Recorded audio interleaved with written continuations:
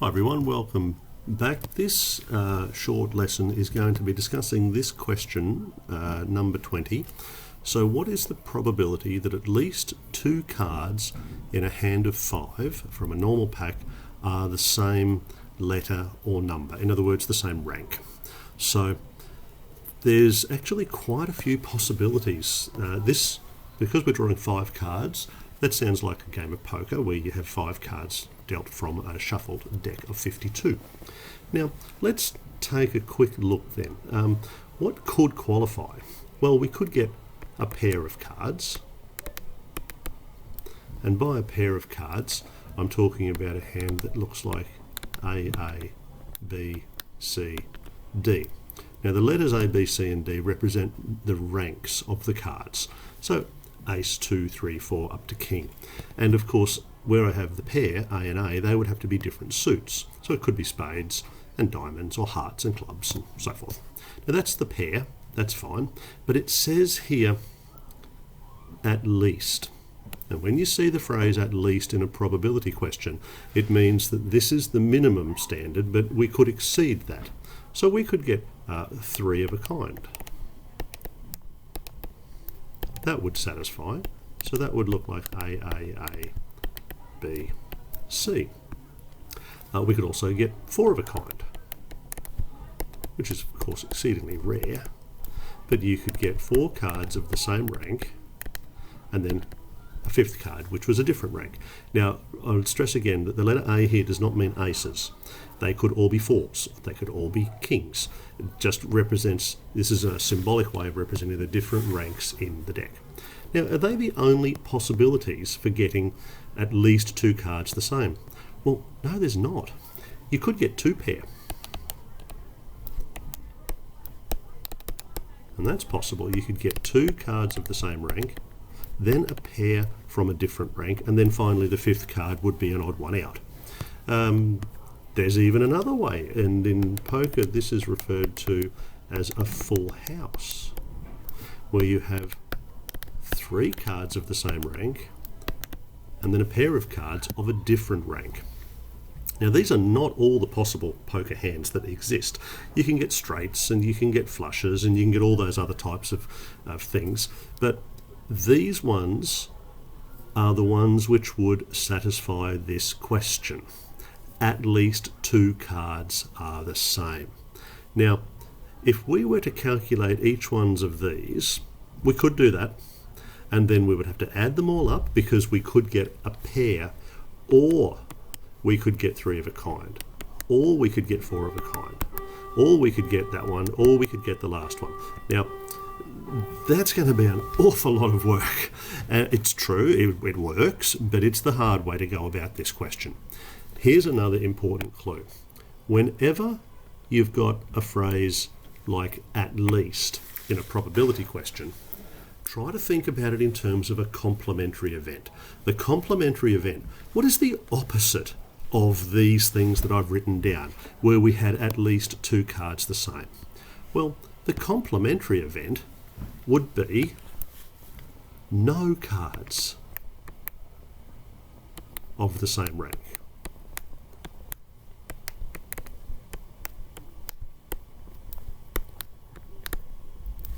In other words, my pattern would look like this.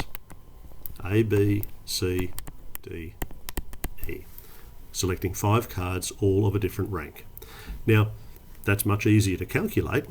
And how do I use a complementary event? Well, remember that the probability of an event, let's call it, or I should say E for an event. I've already used the letter A for other reasons. So the probability of an event is 1 minus the probability of the complementary event. So the E with the line above represents the complementary event. Okay, we can do this. 1 minus.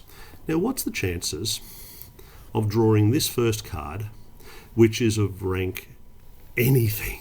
Well, there are 13 different ranks to choose from, aren't there? And there are 4 suits for each one. So there are 52 choices out of 52 cards for my first one.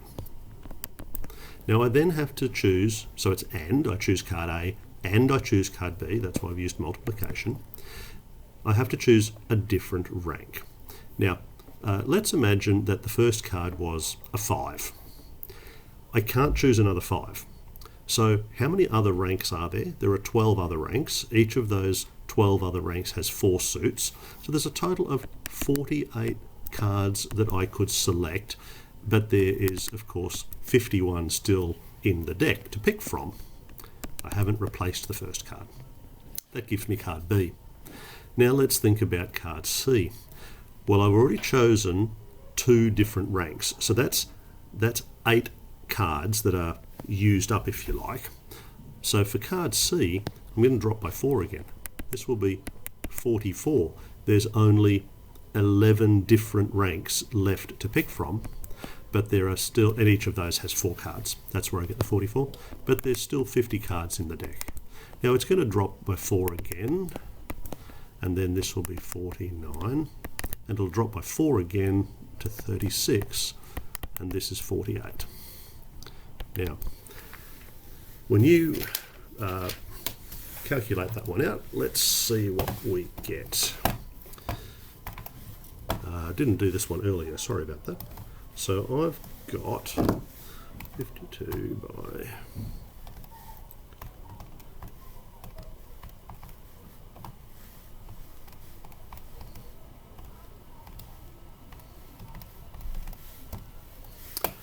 That's interesting. So by the time I have this and then I subtract, I have 2,053 over 4,165. Now that turns out to be 49.3% if I round off. So getting 5 cards of a different rank, it's going to happen just a little tiny bit under half the time. That's quite interesting, isn't it? Now, that's the end of the question number 20 there. But let's go back to these other ones that we had from earlier here. Now, if you'd watched the previous video that I created, you would have seen me calculate a few of these. And I'll just list the results here. So the chances for getting a pair, that's 42.3%. It's somewhat less likely than getting 5 different cards. That's why a pair beats a hand where all the cards are of a different rank, because it's a less likely outcome. To get 3 of a kind, now that's suddenly drops a lot. That's only 2.1% chance of that. Clearly 3 of a kind beats a pair because it's a lot rarer. Did I do 4 of a kind? Yes, I did do 4 of a kind. Now that's exceedingly rare. That's only 0.02%. 4 of a kind is a very strong hand in poker. So if you had 4 of a kind, there's very, very small chance that anybody's going to have something better than that. There are better hands, but 4 of a kind is a very strong one. What about 2 pair? 2 pair gets to be about 4.8%. So you can see why 3 of a kind will beat 2 pair, because 3 of a kind is rarer. Now, what about a full house? I did that one as well. That one is about 0.1%. So now you can probably understand why 4 of a kind beats a full house, because a 4 of a kind is about 5 times less likely than a full house. So that's a very interesting question. There's a hard way and an easy way.